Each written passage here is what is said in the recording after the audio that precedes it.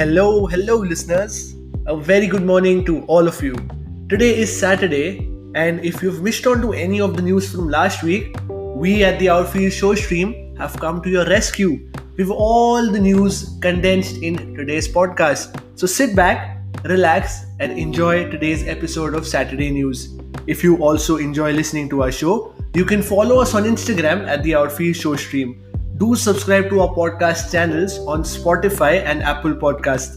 Simply search for the Outfield Show in your search bar and bam, you'll find us. Subscribe to us and turn on notifications for more updates on upcoming episodes.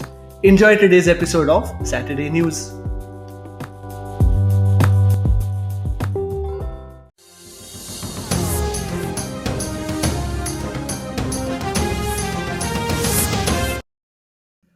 The decision by the England Cricket Board to rest some of its key players for the Indian tour didn't go down well with a lot of people, especially after England lost to India in all three of their India bound series.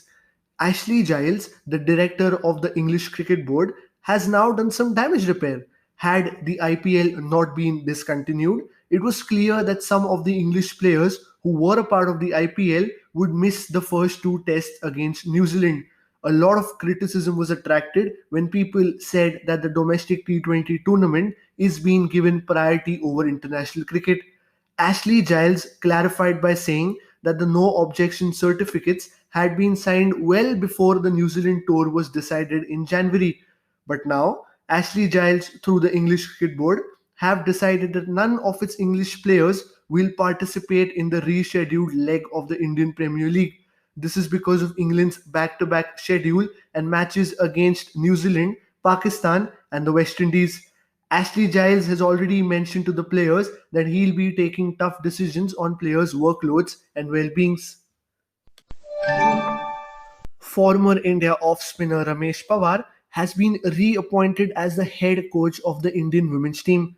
Ramesh Pawar has played two tests and 31 ODIs for India, and his stint with Mumbai in the Vijay Hazare Trophy helped Mumbai clinch the 50 over tournament. Though he was the coach of the Indians women's team for a period of 5 months, but during the T20 World Cup in the Caribbean, he had to be removed from the position following a fallout with Mithali Raj. Mithali Raj apparently wanted to open the innings for India, but Ramesh Pawar and the team management were against it. Mithali Raj has also had a lot of reservations with Ramesh Pawar's style of doing things, and Ramesh Pawar was eventually removed from the post. V.W. Raman was appointed as the head coach as a replacement, but following a few losses under his belt, he was also replaced by Ramesh Pawar again, and this decision was taken by a three-member committee comprising of Sulakshana Naik, Madan Lal, and R.P. Singh. His coaching assignment with the women's team will start with the team touring England. The BCCI has confirmed that India will be touring Sri Lanka for a six-match white ball series in July. This tour will happen in parallel to the tour of England, where the senior players of the side will play red ball cricket, that is the World Test Championship, followed by a test series against England. It is also being speculated that the NCA bound Rahul Dravid, who's also the coach of the Indian under 19s, will travel to Sri Lanka with the younger contingent of Indian players. India has a lot of depth in its upcoming players and can field two teams, one to tour England and one to tour Sri Lanka. This decision by the BCCI created a lot of spark amongst the cricket fraternity, where a lot of cricket pundits were discussing about the future of parallel cricket and specialist white ball and red ball players. The last time India fielded two teams was during 1998 for the Commonwealth Bank Series and also the Sahara Cup in Canada when the two clashed. A lot of other countries in Australia and England have also been fielding two sides. The BCCI has sought to collect the addresses of all England bound contingent of players who will be travelling to the UK for the upcoming World Test Championship, followed by a Test series against England. Taking addresses of the players will mean easier RT-PCR tests of cricketers and their family, which will be done at their doorsteps, and the results will be out within a couple of days. Irrespective of where they stay in the United Kingdoms, the tests will be taken at their doorsteps. But before leaving for England, The players are expected to get quarantined in Mumbai for a period of 14 days, which will start from the 18th or 19th of May.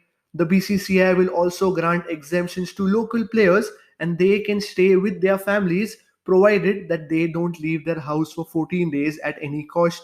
The BCCI has also confirmed that 90% of the team management has taken the first dose of the COVID vaccine, and the BCCI support staff, along with the cricketers, have taken the AstraZeneca jab, hoping the second dose will be available in the UK. Before leaving for England, all cricketers and the family members flying with them have to undergo 3 RT-PCR tests, and all three should have been come out as negative. The BCCI has become more stringent after the breach of the bubble during the recently postponed Indian Premier League. BCCI is taking the health advisory and guidelines even more seriously than before. After Shakib Al Hasan's 1 year ban, he made a comeback against the recently concluded series against West Indies, which was an ODI series. In this series, Shakib was demoted to number 4, citing he hadn't been playing much cricket. Shakib was playing at number 3 in the World Cup and scored heaps and heaps of runs for Bangladesh. In the ICC tournament, Shakib scored 606 runs at an average of almost 87 with 2 centuries and 5 half centuries to his name.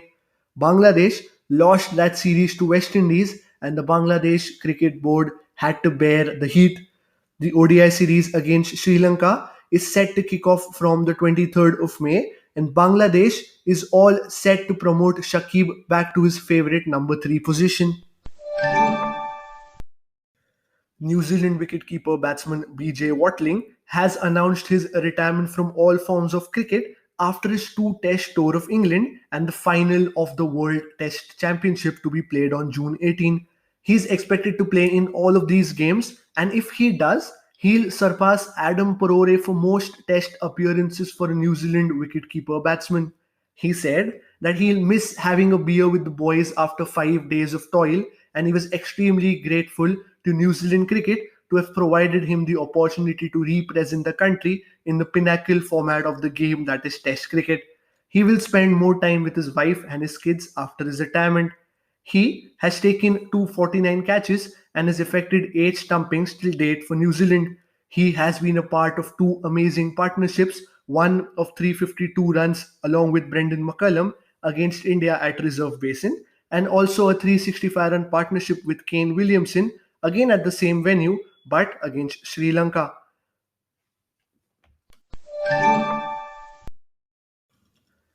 Indian captain Virat Kohli and his wife actress Anushka Sharma keep winning hearts off the field as they have now collected more than 11 crores of rupees for a fundraiser tie-up with Keto for a COVID relief campaign. Virat and his wife continue to lead by example with a great initiative.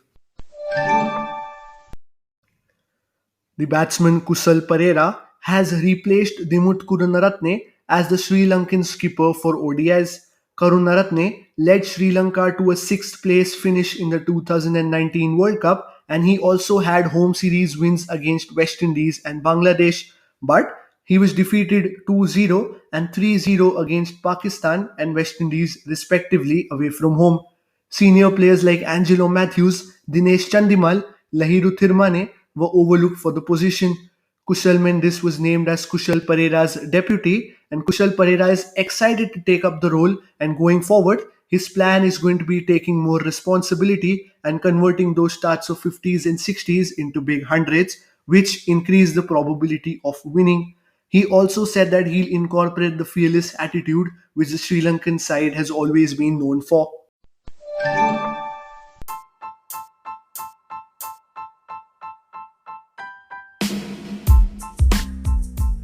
Thank you for tuning in to today's episode of Saturday News. We hope you enjoyed today's episode, and if you did, don't forget to leave us a rating on Spotify and Apple Podcasts. The links for our YouTube and Instagram are mentioned in the description below. Also, we'll see you on Tuesday with an episode of Triumphant Tuesday. Until then, stay safe, take care, bye bye.